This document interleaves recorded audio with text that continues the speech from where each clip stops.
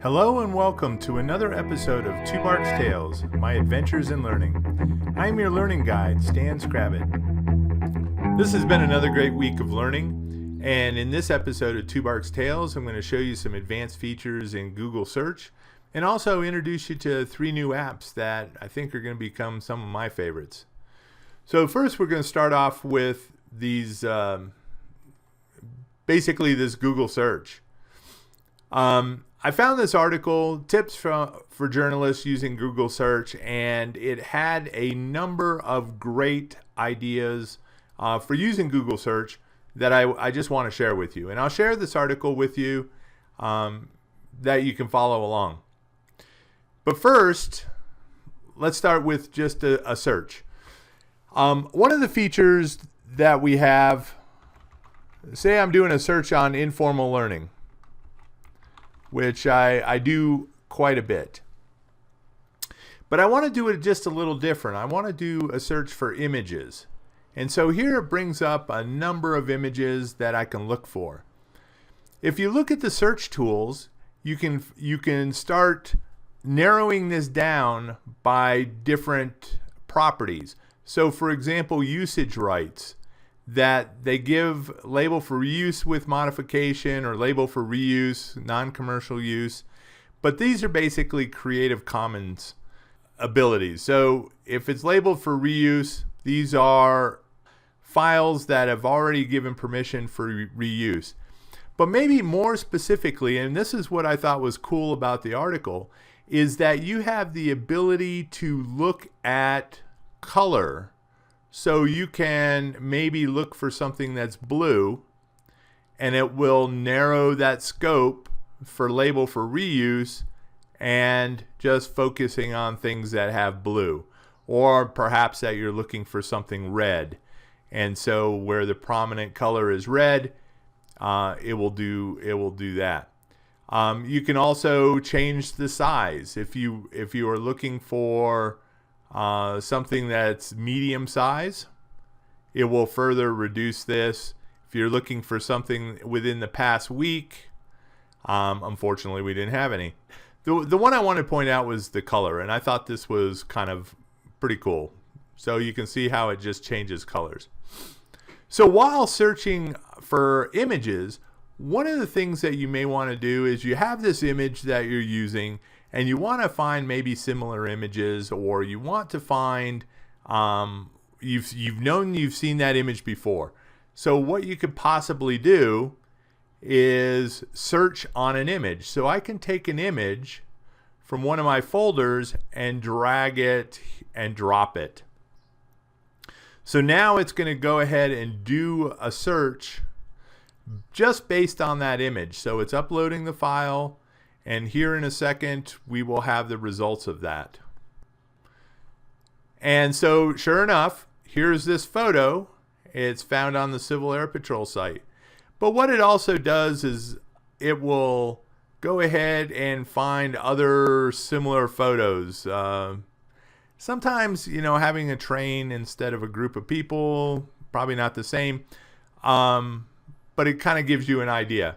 If I was looking at pictures, for example, this canal. So I uploaded this picture of a canal, and it will bring up similar pictures that have kind of the same idea. But if you've seen a picture before, you put that in. I've had great success in finding it. So that's just doing a search by images, which I think is really cool. Alerts. One of the things that you may want to do is set up an alert. So if I was looking, going back for that informal learning, for example, I want those words together.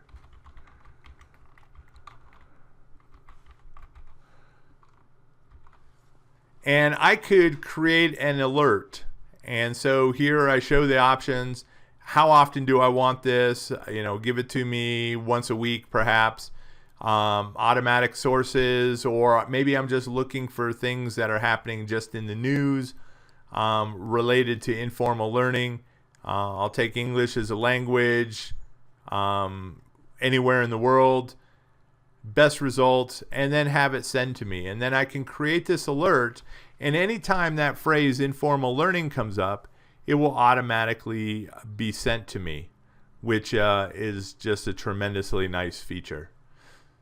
So you can create alerts, and as you can see, I have alerts for a variety of different things, even including anytime my name shows up, I'll get an email. And I come to find out there's other Scrabbits out there, and it's nice to see what they're doing. This other one is called Google Trends, and you can get there to, well, let me go back to Google Alerts. Google Alerts is google.com/alerts, and that's where you would go set that up.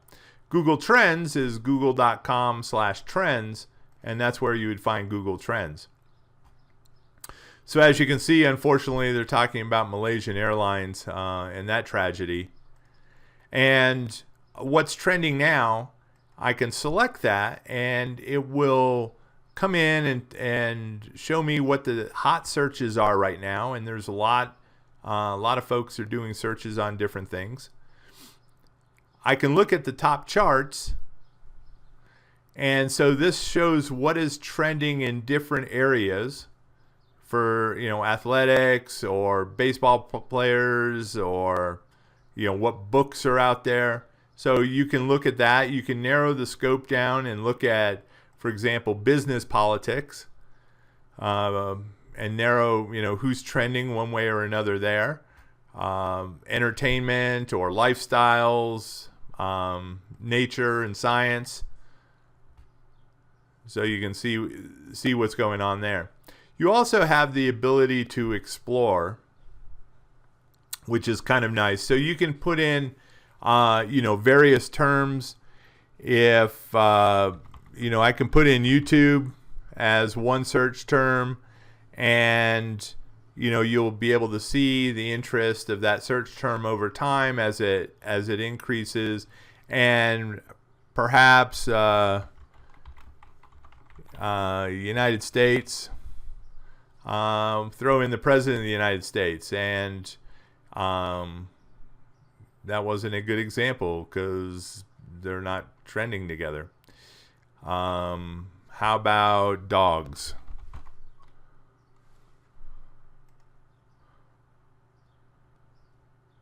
And still not. So it's just a matter of kind of exploring and figuring out what good terms are to see how they relate. And I think it's just kind of fun to kind of poke around with that. So those are some advanced features in Google that I think are worth knowing about and help with your searches. This next piece is just a product I thought that was kind of interesting. It's called I Love Selfie. ilove.com/selfie with a Y. And I picked this up on a recent podcast, and what it is a case for your camera, and it has a remote on it. So you can pull this remote out and take, basically selfies of yourself, catch yourself as you're going. And I think it's just kind of an interesting product, especially if you're trying to get group pictures and get people together. Somebody's always having to hold the camera, but this product allows you to set the camera up, and then with a remote, have the ability to go ahead and take a picture. The video is pretty nice, worth checking out. But they have these for the iPhone, the Galaxy, iPad Mini. Something I think possibly a product that I'll pick up. This other product is Chromecast for my Android device. So having the ability to push what I'm seeing on my phone to my television using Chromecast, something that I was looking for, and I'm happy that I was able to find it. Basically, you can push your photos, you can push your YouTube, your Hulu, what have you from your phone. If it has a Chromecast capability, what this is called Android Cast, and you can find it, as an Android product. So I was happy to find that. This last product is something that I just installed and just starting to experiment with it, but I see great potential. And it's called Pushbullet. So what this product does is you can set up your various devices, and so I have one using my Chrome browser, and as you can tell up here, I've got this little icon. It's, you know, the Pushbullet icon. So if I wanted to push this particular website, I can click on Pushbullet, and I can send it to my Galaxy 4, and you know, so I send out new site, and I can push that link to my phone. And in a second, and I just received it. I just got I got an email on my phone called Pushbullet. And here is that the link to that particular website. So I just sent that from my computer over to my phone. And I think that's kind of cool. But the other thing is you can send, for example, put pictures back to your computer, right? So maybe you're working on a blog or something. You can go ahead and push that. So in order to use Pushbullet, let me go back. I would basically have to sign in. So I sign in with my account. And it allows me to set up, you know, my various accounts. So here's for my Chrome, here's for my Galaxy. I invited Bernadette to this, and so now I have this this message I just sent, and I invited friends, and so I have this this message I just sent, you know, dealing with Pushbullet. Okay, so very cool. You can, you know, once again take, you know, an image and drag that image over here and decide that I'm going to send it to the Galaxy 4 and push that image. And so now it's pushing an attachment. And once again on my phone, here is that image. There it is. So I just pushed that image to my phone. Kind of cool. But the other, you know, so some other features that I thought were really good is if you are getting text messages or telephone calls, it will send an alert and have it show up on your computer. So if I send a message from my computer or from my phone, or I receive a message from my phone, that it will automatically, it'll show up on my computer. So see if I can do this. I have new push. I'm going to send this back to no message, and I'm going to push it right now. So I should get a notification that you know, it comes back to me. And sure enough, here it is. Whoops, I just got rid of it. But that just showed up. But it'll let you know if you want it to, any notifications, any updates on your phone, what's happening. You can see who's calling you at the moment on your computer. So maybe you don't want to reach for your phone, and you can, you know, just kind of push it away. There was also if.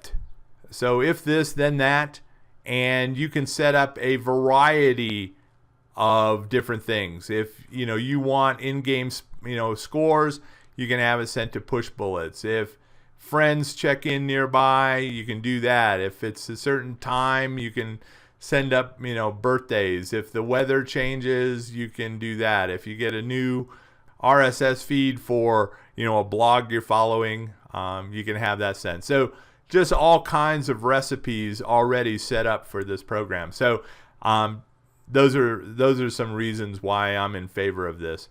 So I think it's a cool little program. I'm looking forward to seeing what I can do with it.